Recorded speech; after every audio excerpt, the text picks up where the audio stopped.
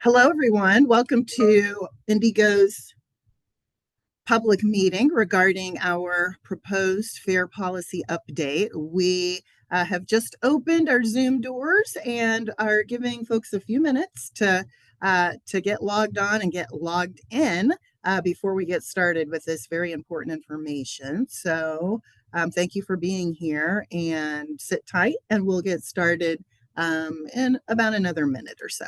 Thank you.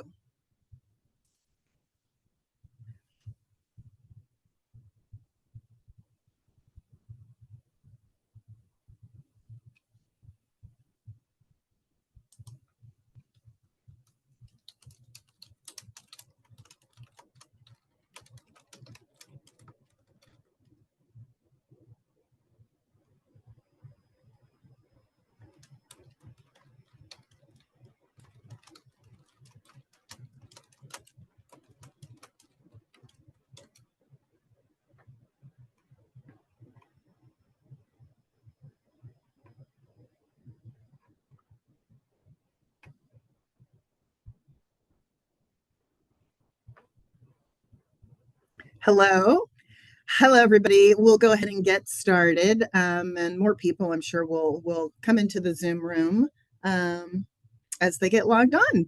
So my name is Carrie Black. I am the Chief Public Affairs Officer for IndyGo, and we're delighted to welcome you to one of many public comment sessions, public feedback meetings to share information about IndyGo's proposed fare policy update.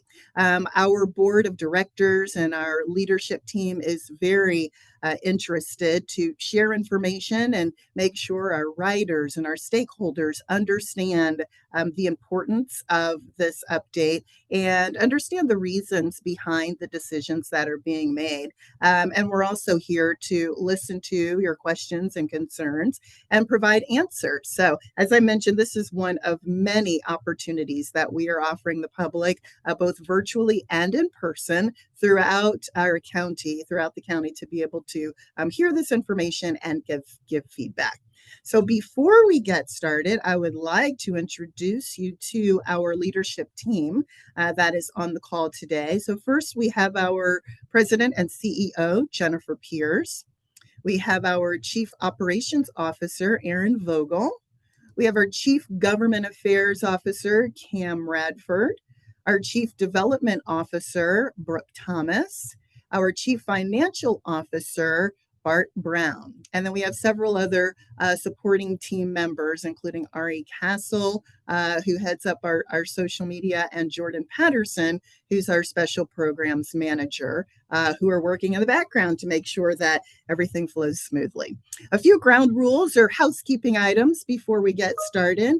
I just wanted to let you know that microphones are turned off. However, our Q&A session, Q&A section is open for you to be able to enter questions, and you can enter those at any time during the presentation, and we will answer those at the end during a time of question and answer. We're also working to live stream and place this on our social media as well. So if you have friends or people who were not able to attend the live meeting today, they can go to our Facebook page after the fact and watch the recording there. And they can also pose questions there that we will answer through the comments section. With that, I'm going to turn it over to our President and CEO, Jennifer Pierce, who will kick us off with the presentation. Good evening, everyone. Thank you all so much for joining us for this virtual public meeting to discuss IndyGo's fare policy proposal. As you know, IndyGo leadership brought forth a recommendation in May to adopt a new fare policy that includes a single increase in the base fare from $1.75 to $2.75. Along with the change in base fare comes adjustments to the price of other fare products with an effective date of January 1st, 2026, if approved by the Board of Directors.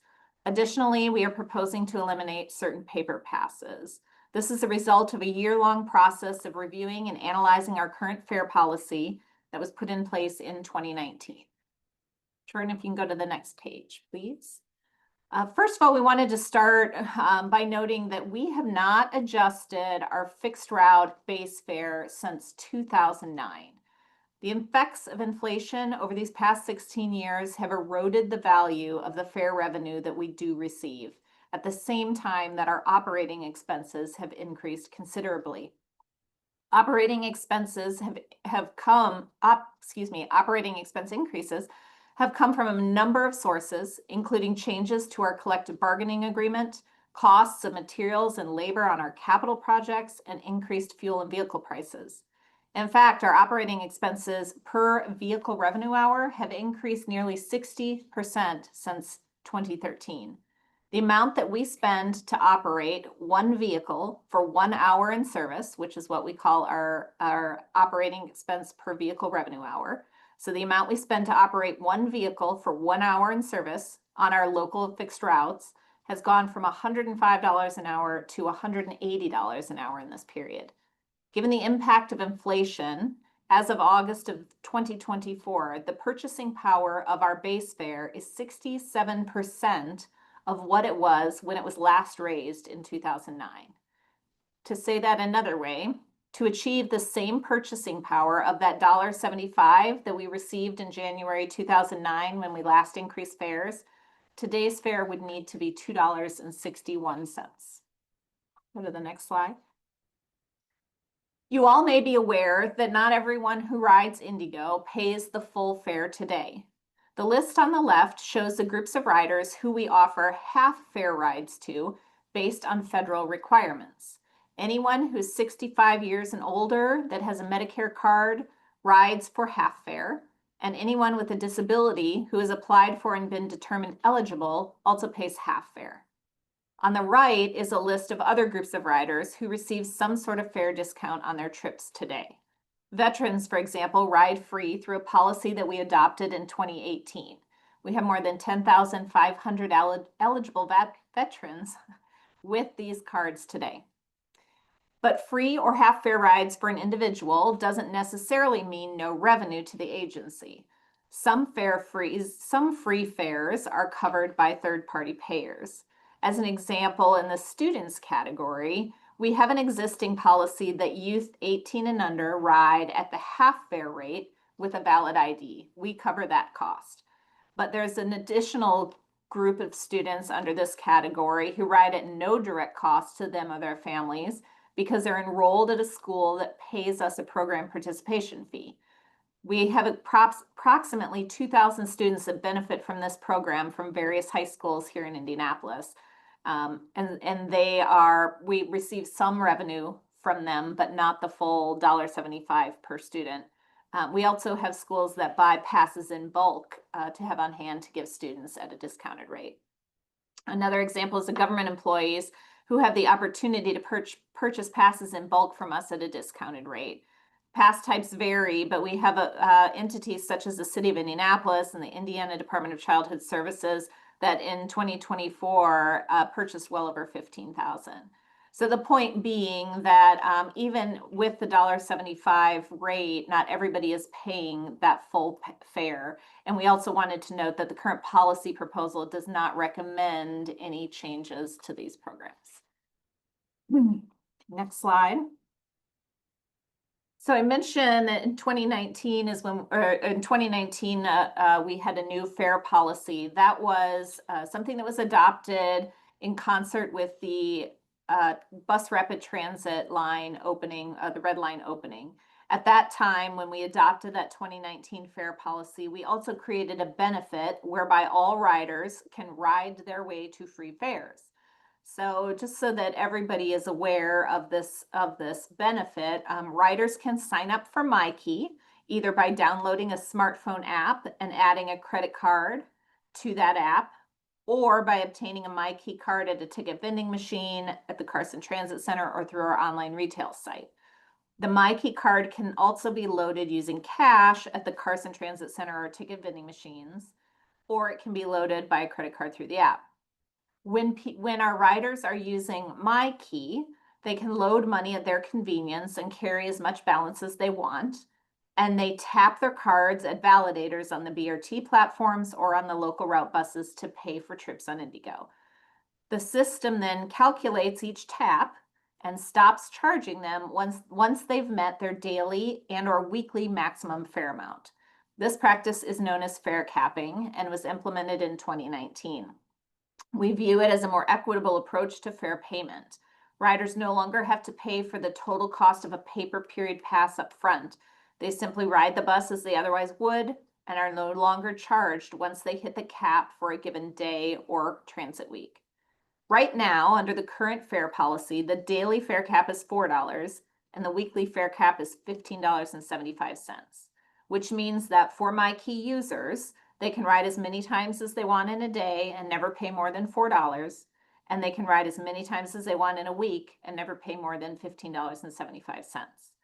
We also implemented free transfers with the 2019 fare policy.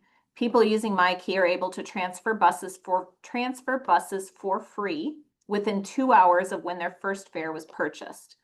People using Cash or MagStripe Pass are also able to transfer for free in a 2-hour window, but do need to request a transfer ticket from the coach operator. Go to the next slide. So now that everyone is familiar with the types of passes and how trips are paid for, I'd like to talk about who our riders are. We conduct onboard surveys every couple of years to help us understand our customer and their travel patterns. From the most recent onboard survey, we know that our typical rider is an African American woman between the ages of 35 and 49. She's using IndyGo to get to and from work 5 days a week. She does not have a car at home. She has a household income of less than $25,000 a year, and she uses cash to pay for her trips. So if you can kind of commit some of that to memory, we're going to come back and talk about her as we explore what the impacts of this fare increase might be. Overall, all of our riders, 71% of our customers' households report earnings less than $35,000 a year. 76% of our riders are employed, and the majority of them do not have cars at home. 44% of our riders report incomes that would meet IndyGo's Title VI threshold for being considered low income. Go to the next page, please. So how are people paying for rides? I mentioned that our typical rider uses cash. As you can see from this graphic, more than half of our riders are using cash to pay for their rides.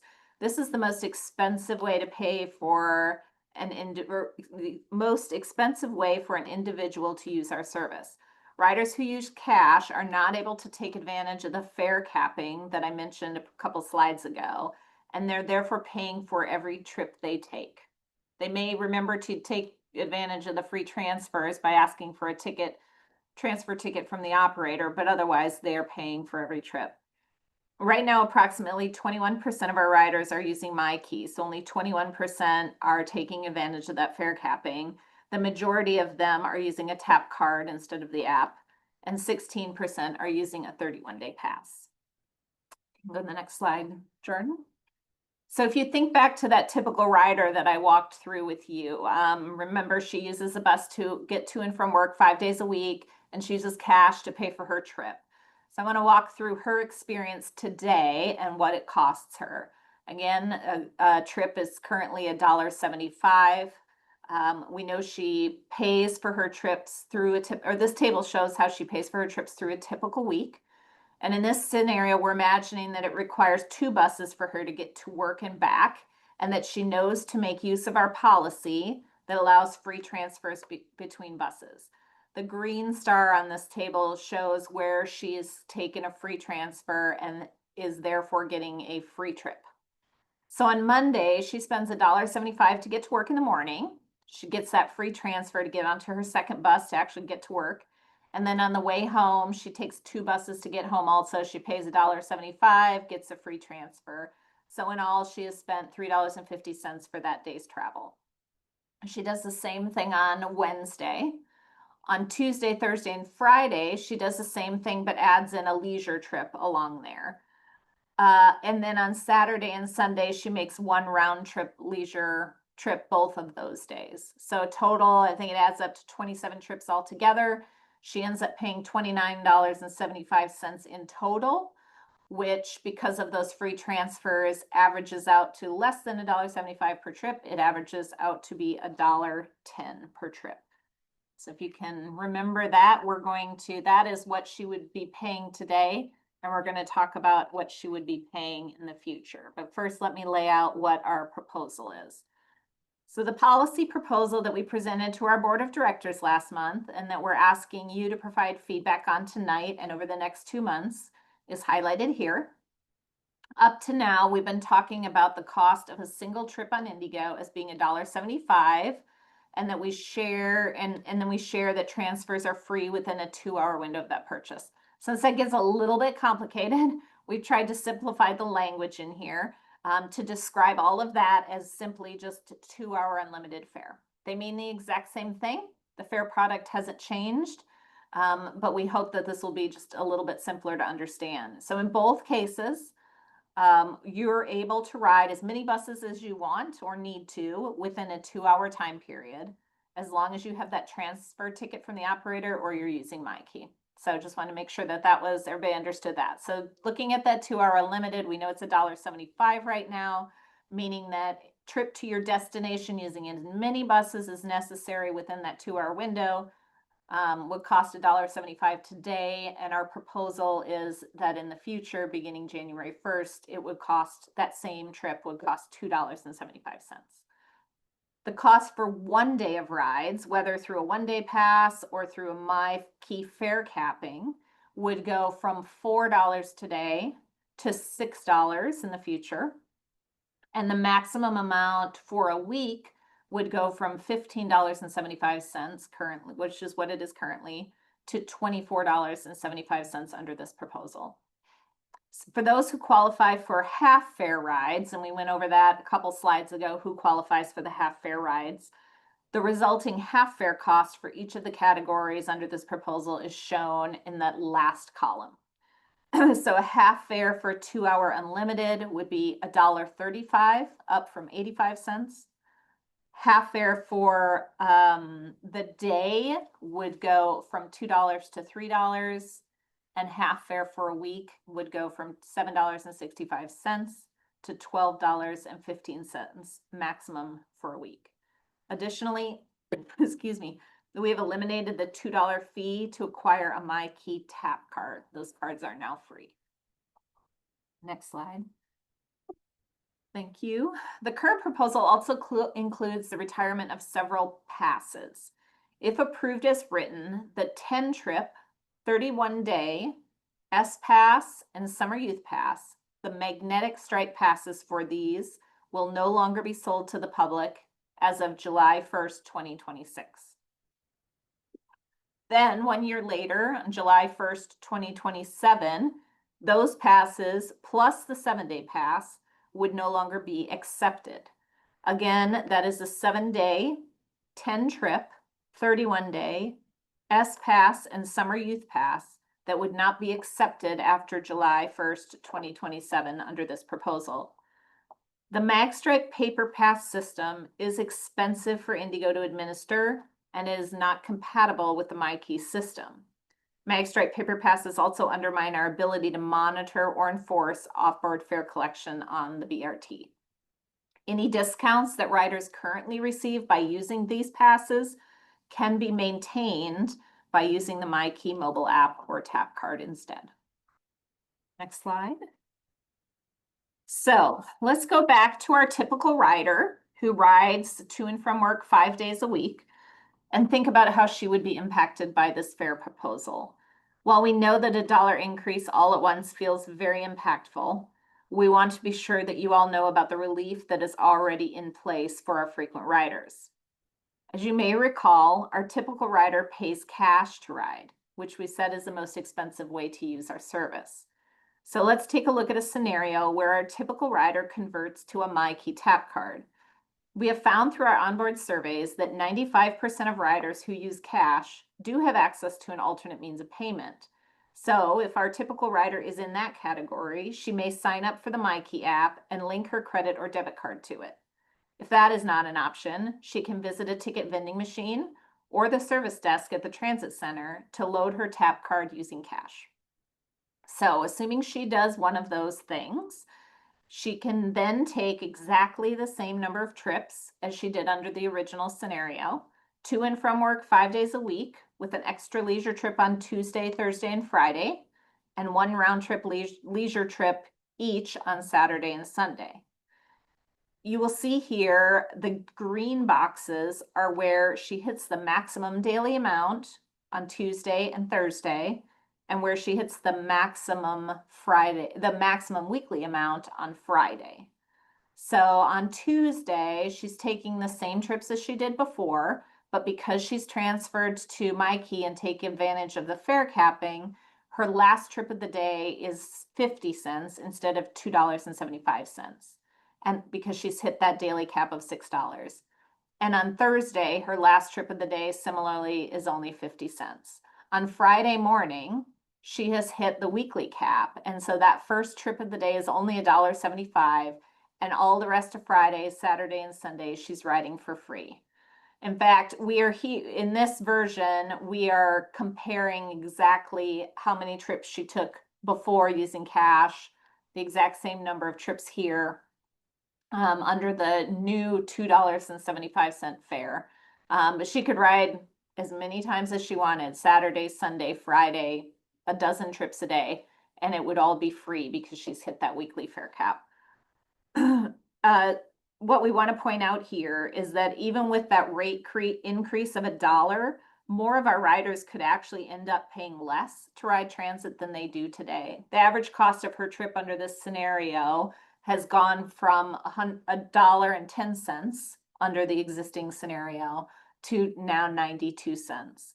And in a week, she paid $29.75 in the previous scenario. She's actually paying $5 less now in this scenario. You can go to the next slide, please, Jordan. So with that, I want to move to discuss our fares for IndyGo Access service. And I want to give a little bit of background about what IndyGo Access is in case some of you that are listening aren't familiar.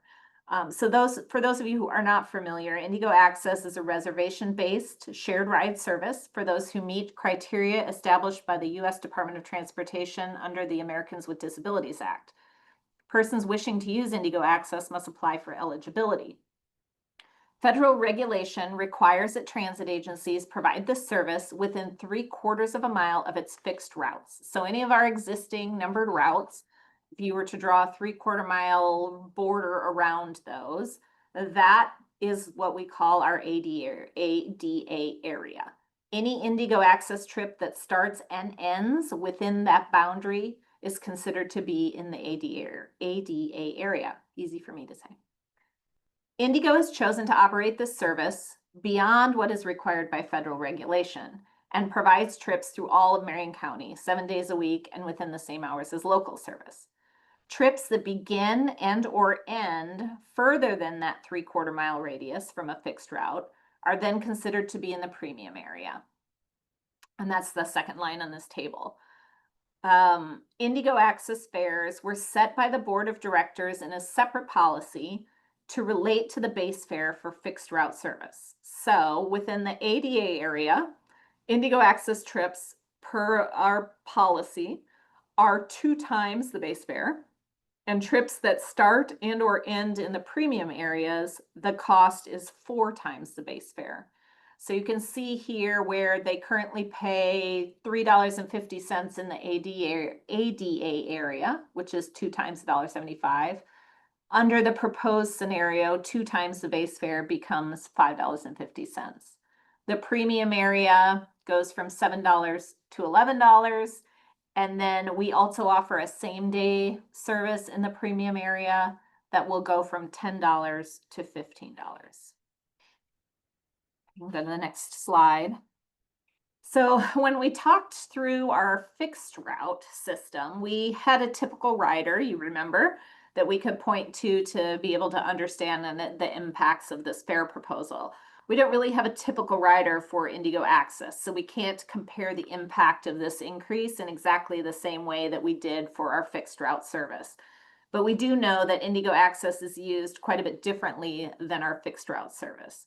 While the majority of our fixed route customers use the service frequently, our typical fixed route rider commutes to and from work 5 days a week using IndyGo, which is at least 10 trips on the bus a week. In this case, less than 1% of our IndyGo Access customers are using the service more than 5 times a week. And the largest proportion, 23%, use the service fewer than 12 trips per year. You can go to the next slide. So this brings us to the timeline that we've laid out with our board of directors for consideration of this proposal. The proposal was introduced to the board at their May 15th regular meeting. On June 18th, we will hold an official public hearing. That meeting is Wednesday, June 18th at 4 p.m. We will accept in-person testimony during the meeting at our East Campus location or online during the Zoom meeting. There will be a link on our website where you can register for the June 18th meeting. We will send a link out to everyone who registers. We will also be live streaming that meeting on our Facebook page, and viewers can submit questions there as well. For those who do join the Zoom meeting, you will be able to still provide testimony the same way that you would if you were in person. Please note that if you are planning to provide input at this hearing, we will be limiting remarks to no more than 2 minutes per person, so please come prepared. And we'll be encouraging people who want to speak to please sign up in advance, but there will also be a sign-up sheet at the entrance to the meeting. We will continue to gather input and feedback throughout the months of June and July, so don't feel like you must come to that June 18th meeting if that's difficult for you. We still want to hear your input at any of the other public meetings, and we'll be recording and accepting feedback at those meetings as well. We will also be regularly sharing any input received with our board members. So the public hearing, our board members will be there to listen live, but all of the public meetings, we will be summarizing input received and sharing that with the board members.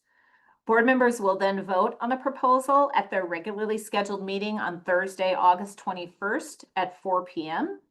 That is held in person at our East Campus location and will also be streamed live.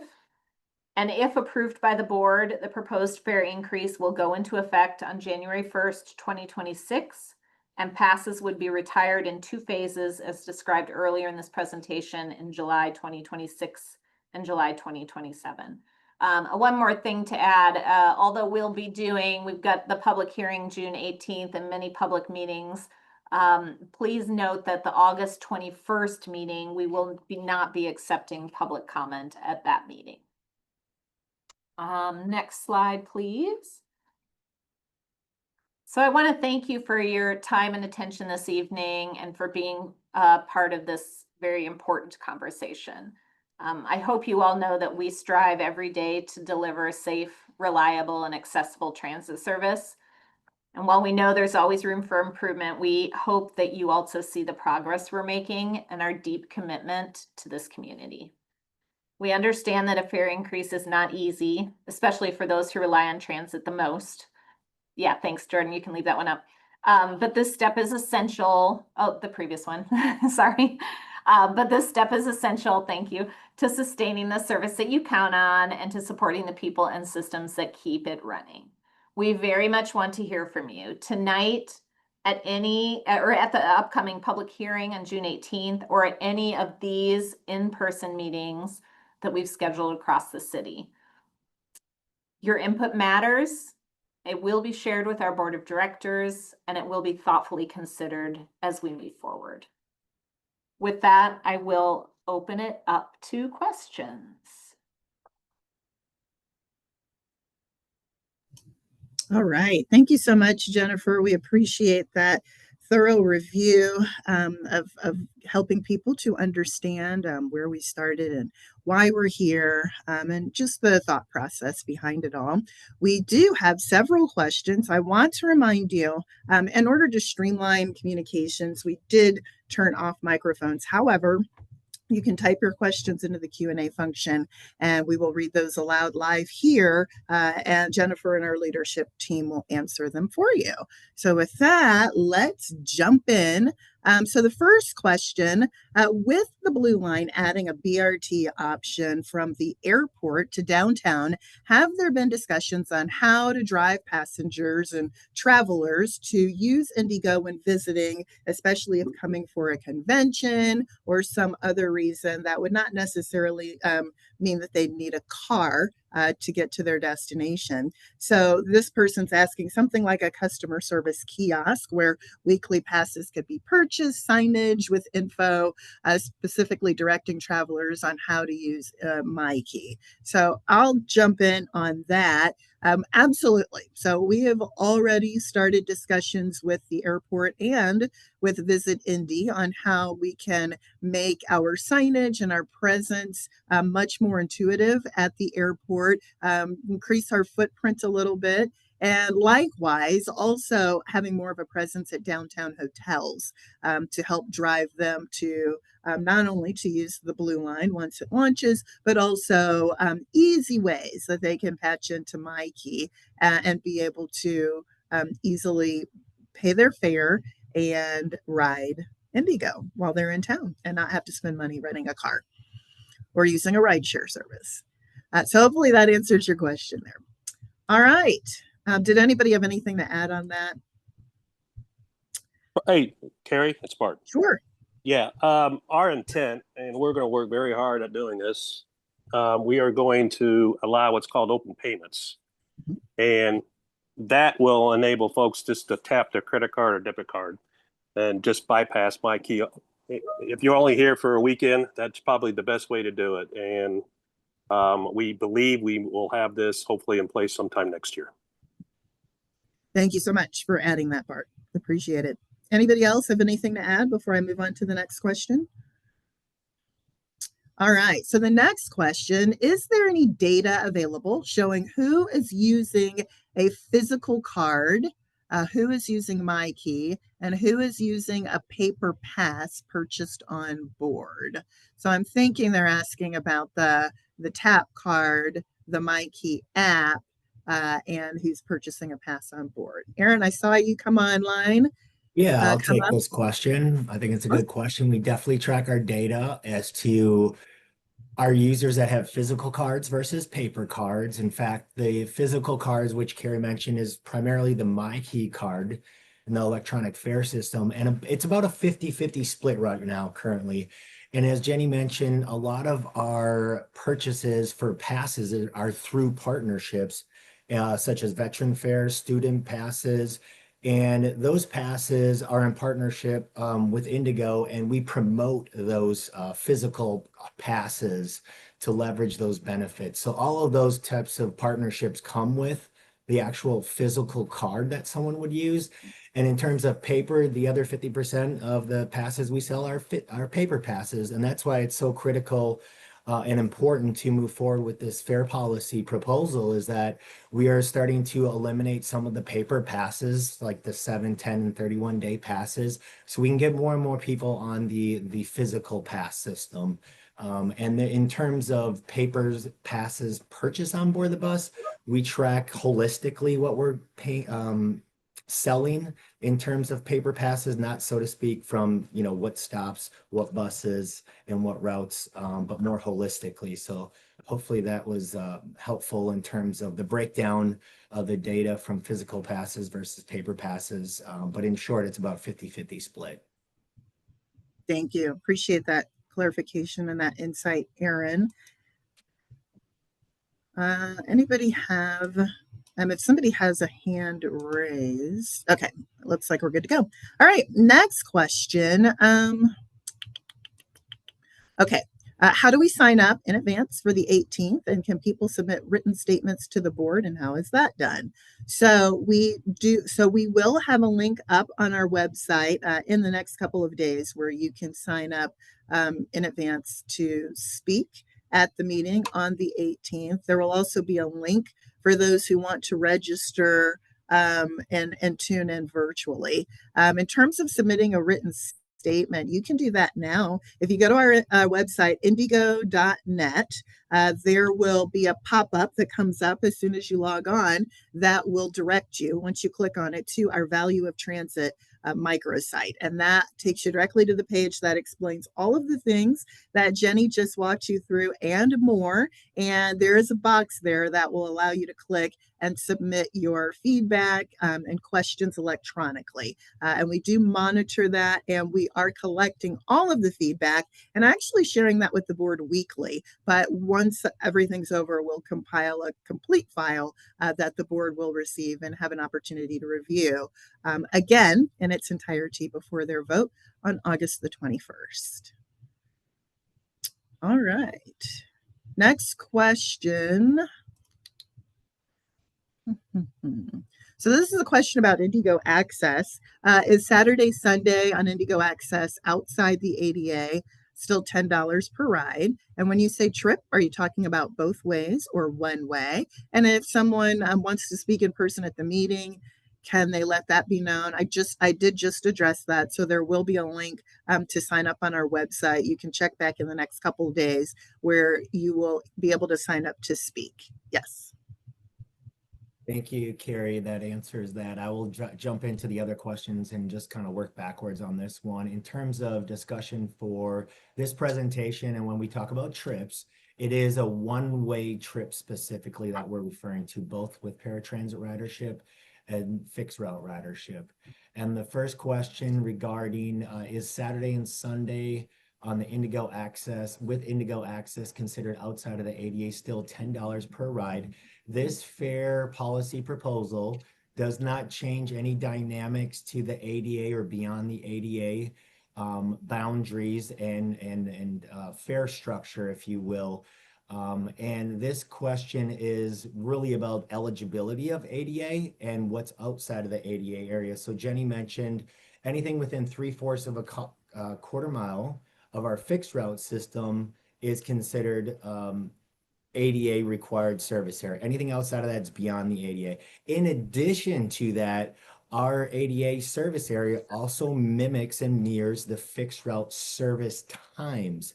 So if you use service on Saturday and Sunday at nighttime, it's typically traditionally outside of the core ADA area, which would then fall into the $10 cost per trip because it's outside of our standard fixed route services, as service does not go that late on a Sunday night. Okay. Thank you, Erin. Can I just add on clarification on the meeting stuff, Carrie? Sure. We had talked about registering for the public hearing on June 18th. I believe, and correct me if I'm wrong, Carrie, all of the other public, that's an official public hearing. All of the other meetings are going to be a little bit more casual and don't need pre-registration to speak. Is that accurate?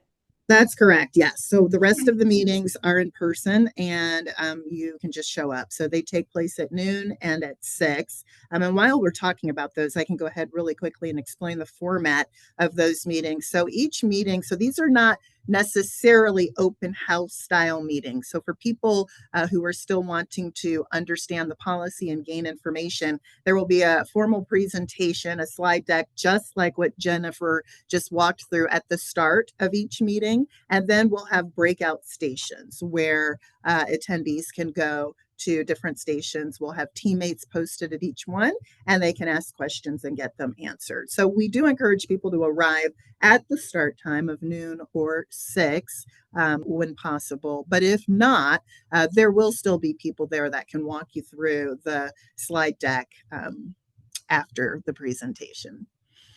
All right. Let's see. Okay. Next question. So, will fixed routes go to the MyKeys system and be doing away with paper or magstripe passes and cash acceptance? Yep. Do you want me to? I can answer that one, Carrie. Sure. So I mentioned that the magstripe passes are expensive for us. This policy is eliminating some of the passes, but it's not affecting how we accept cash. Cash is another thing that is expensive for us to manage. We are investigating ways to make it possible to get more and more people onto a different system other than paper passes. Reduce as much as we can the use of paper passes and the use of cash. And Bart mentioned our open payments, our work towards an open payment system. That is one of the ways in which we like to encourage people to move away from cash and the mag stripe paper passes. But we do not have any plans to eliminate them entirely at this point. We want to make sure we have the technology in place and the options in place before we take that next step. Brooke, did you want to add something? Yep, I was just going to Jennifer. clarify now and kind of going forward, when we say fixed route, we mean both local bus and BRT. So across the whole system. Thank you, Brooke. Yeah, sometimes we forget and we use terminology that makes sense to us and not everybody else. So yes, we talk about any of our numbered routes, which includes the BRT, which is Route 90, 92, et cetera, we're classifying as fixed route today. Great, thank you.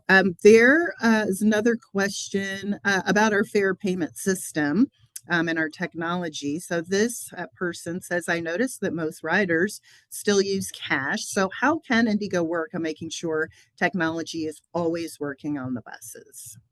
Yeah, I can take that one, and we already sort of previewed it.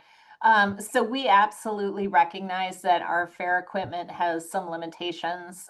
We know that it is not always working, and not only is it frustrating for you, but it takes up a lot of our time that could be spent better somewhere else.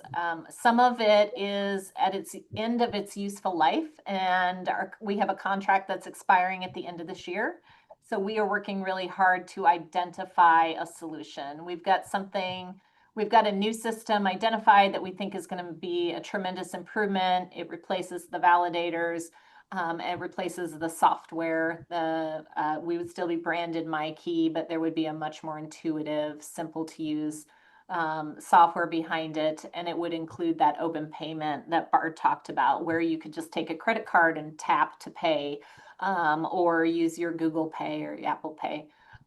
We are working really diligently, hope to be bringing that to our board for their consideration here in the next couple months. Of course, until the board approves it, it is not a reality. So stay tuned, please, and know that we recognize the problem and are working hard to solve it. All right. Thank you, Jennifer. Somebody asked a question, and I'll review this. We talked about this in our slide deck about the average IndyGo rider. Give me 1 minute to hop to that. So what is the demographic of people who ride your buses and the medium income of the users? I can reference that slide again. So we broke that down into two different categories. So our average rider is an African-American woman. She's between the ages of 35 and 49. She does have a job, but her household income is less than $25,000 per year. She is a zero-car household with no car available to her, and she does use cash on the bus and uses the bus to ride to and from work 5 days a week. When we look in general overall at our ridership per our last ridership survey, rider survey, 76% of our riders are employed. 57%, so more than half, do not have a car in their household.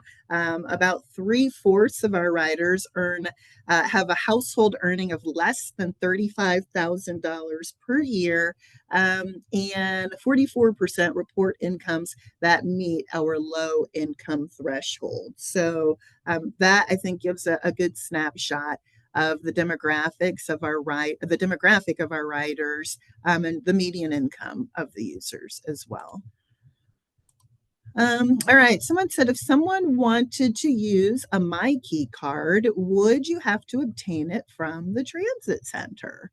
I'm happy to start that. The answer is Not necessarily. So you absolutely can obtain one from the transit center, but you can also buy one from any of our ticket vending machines. And those are located at all of our bus rapid transit or BRT station platforms. So that's the red line and the purple line.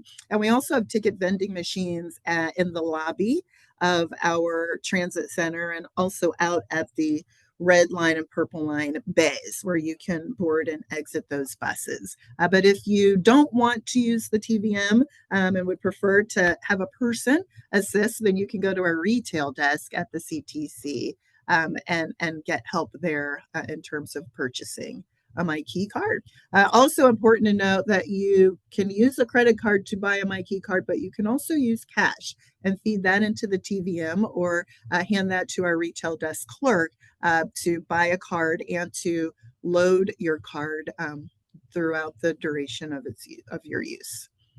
Does that summarize it? Did I forget anything? I think that covered it.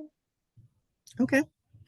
Sounds good. Next, I would like to take a moment to recognize State Representative Cherish Pryor, who is on the call and representing her district of Pike Township. And she has a few questions, and our team is more than ready to answer. Representative Pryor, thank you so much for taking the time to join us tonight and to represent your constituents. So first off, you note that there are no meetings that are being held in the Pike Township area. You're also concerned about the increases. And yeah, just wanted to express that you've supported that IndyGo, all the things that IndyGo has done. But just wanted to note that you don't feel that your district is getting services like some of the others.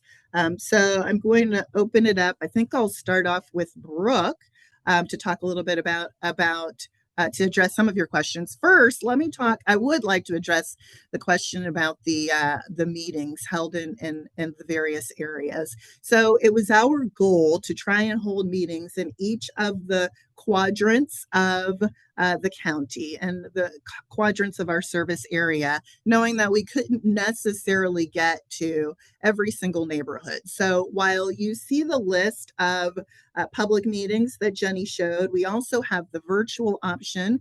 So for those who don't have the opportunity to get to us in person at one of those meetings, could take advantage of this meeting tonight. But then the final thing is during the late June and the month of July, we will also be doing some neighborhood outreach. So we know there are many neighborhood organizations throughout the Indianapolis area. And so we are working now to get on the agendas for those neighborhood meetings here in the next few weeks so that we can go to those areas and talk with folks in person. So we'd be more than happy to work with the neighborhood organization in your district to come out and get on the agenda and share this information in person. Brooke, would you like to hop in on some of the other parts of her question? Okay.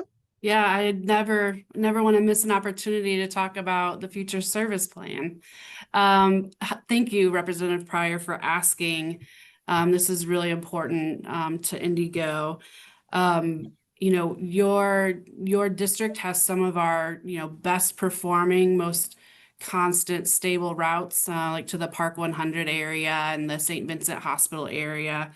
We'll do our next comprehensive operational analysis in maybe end of 2026, beginning of 2027. And you'll remember that that's when we take the network apart and we look at every route, its segments. We look how the land uses have changed, if population has moved into an area, if there's a new, major destination or a large apartment complex that's been built, to make sure that when we put the network back together again, that we're serving the types of trips that people want to make and need to make. So we'll look forward to doing that with you and anybody else in Pike Township that wants to roll up their sleeves with us to do that.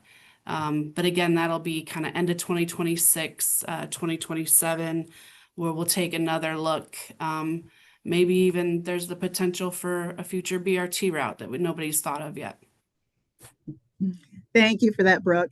And Representative Pryor, Cam, I know you've worked with Cam for many years, so I will work with Cam for us to get connected so that we can talk about getting something set up in one of the neighborhoods in your township regarding this fair policy proposal. Cam, did you have anything else you wanted to add, or you're just saying hi?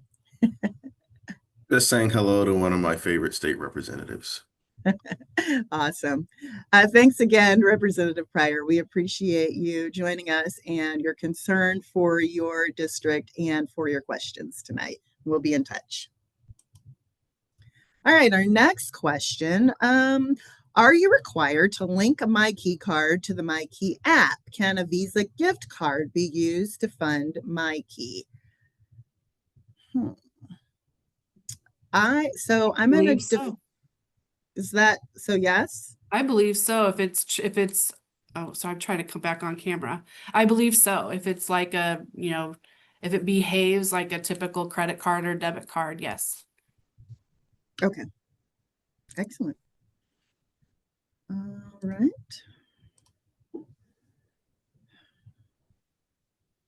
All right. Any studies? Next question.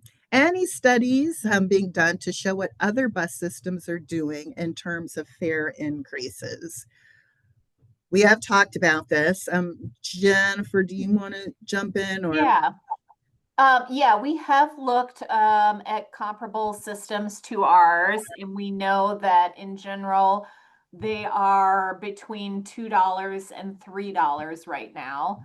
And that's like some of our peers include Columbus and Cleveland, some of the regional, Nashville, I think is one of our peers. So they're in the range that we're at. What we can't tell from the research that we've done yet is what what agencies are proposing. And we know lots of them are having conversations now about fare increases. So they're city of Lafayette and West Lafayette, for instance, is having the same conversation right now. I think Cincinnati just raised theirs. So there are lots of conversations going on. A lot of transit agencies are in the same place, having raised fares perhaps before or even well before COVID. And then, kind of now that we're through the COVID area, starting to re-examine it. thank you. Yep. All right. We've got about 8 minutes left. So if you have a question that you would like for us to answer live tonight, you have a few minutes to get that in. We have a few more that we're going to answer here. In the meantime, if you don't get your question answered tonight, or if you think of something after the meeting that you would like to ask, please go to our website at indigo.net. As I mentioned, you'll get that pop-up that takes you to the value of transit page, and you'll see a big box in the middle of the page where you can leave feedback or ask questions, and we'll be sure to get back to you through that. So let's see here. Okay, with this fare increase, are there plans for future improvements to IndyGo, whether that be higher frequency rates, new routes, etc.? Yeah, I can start, and then I think Brooke, feel free to jump in. You've already talked a little bit about the upcoming or the comprehensive operational analysis process, but that may be some. I just wanted to share generally, we are always making improvements. We are always looking for ways to be more efficient, to provide better service. This fare increase will help us out in a number of ways. We don't have any new BRTs planned now, but we are always upgrading our buses. We are always maintaining our buses. We are always looking for ways to improve our fare equipment. So we will continue to invest in the system and make sure that you all have safe and comfortable rides. But I don't know, right now we don't have any new routes beyond what is already laid out in our transit plan and that we continue to improve. I guess one thing before I turn over to you, Brooke, that I always think is important to share and that people may not recognize is you probably do recognize that we still have bus stops all over the city that are not accessible. There's still no sidewalks. They are in rutted areas and don't maybe some that have a lot of ridership. There's no shelter at. We are constantly making improvements to our local route stops. So that's something we commit to doing and something we fund every single year and probably will never end. So, Brooke, do you want to add anything? Yeah, I would just add that you're absolutely right. You know, IndyGo continuing to bring, faster, more reliable, more accessible transit service doesn't hinge on this fare increase. It just feels like the responsible thing to do at this time. And many of you may remember that we had to hit pause on our network redesign in 2020. And we've been slowly, as we've been building back up our operator count, implementing the remaining pieces of that plan. So the future service plan is still the future service plan. Excellent. Thank you, guys. Next question. Will purple IndyGo Access passes still be accepted, or is it all my key or cash? If passes can still be used, can those still be ordered online? I'm guessing, Aaron, maybe you can jump in here, or Brooke, they're talking about the half fare card that IndyGo Access users can use on fixed route. I believe they're referring to a one trip pass, which is not cash or my key, actually. It's a little bit in between. There is no proposal that with this policy change to change that. Correct, Brooke? Right? Like this policy does getting not a change 1 day. what's happening with access right now in terms of that fare. Right. So the short answer would be yes. Yes, those can still be ordered online. Those can still be used. It's accepted, yes. Okay. Still be accepted. Okay. All right. Okay. So I love this. A little pop quiz. A self-imposed pop quiz by one of the participants who's testing their understanding and recall from the presentation. So are the only people who will save money with the proposed increase in fares those who ride most frequently? I would say the more you ride, the more you will save. And even you could still benefit from the daily fare cap pretty quickly. You saw in that outline that it only took 2 trips before you hit the cap, or the third trip hit the cap. So you wouldn't necessarily have to ride super frequently to do that. If you rode once a day, three buses, you would hit that cap. But you're right, the people that ride more frequently are the ones that are going to benefit the most from the fare capping. And arguably, the people who ride the most frequently would be the most impacted by the increase. So the two do go hand in hand for a reason. Right. Yep. All right. We are almost finished with the questions and almost finished with our time. Another question, while increase in costs of maintenance of buses and services were continued, were differences in salaries from 2019 to 2025 of the average people who use the buses considered as well? Very thoughtful question. It is very thoughtful. I'll take a stab. We referred to our onboard survey data, not just the last one, but the last several onboard surveys that we did to kind of figure out, the part of the question about average people who use the buses. So absolutely a factor in our decision making on how much to increase it by. And then also we were encouraged, or maybe grew a little bit more confident in that decision by seeing that the average or the median household income, sorry to get nerdy, but the median household income in Marion County is up. It is actually increased over the last several years. So that also kind of gave us confidence that we could do this. Thank you, Brooke. That was a good stab. All right. And our last question for the night. Do you think that if there were fare capping for those who used IndyGo Access for trips to work, that ridership may go up? Aaron, you're on. Yes. So if there was fare capping with IndyGo Access, there We very can't much. hear you very well, Aaron, for some reason. Can you hear me? Not real. For some reason, you sound super muffled. Let's try. Try it again. Yep. There you Speak go. up a little louder. So if I remember the question correctly, would fare capping increase ridership? And it is very likely that with fare capping, it would promote, free trips, discounted trips, and there would likely be a higher demand of ridership on the system, and it would be likely very disruptive on our quality of service that we are committed to providing for our access services, as we have went from 70% to over 90% in reliability for our access service over the years. We would, this is something that we have talked about internally, and there is some great impacts that could come with fare capping on access services. So at this time, it is not proposed that the fare capping is included for access services, as additional resources need to be deployed for that type of services. Whereas fixed route, we already have the resources and capacity out there, and we just want to try to get as many people as possible to join on their trips.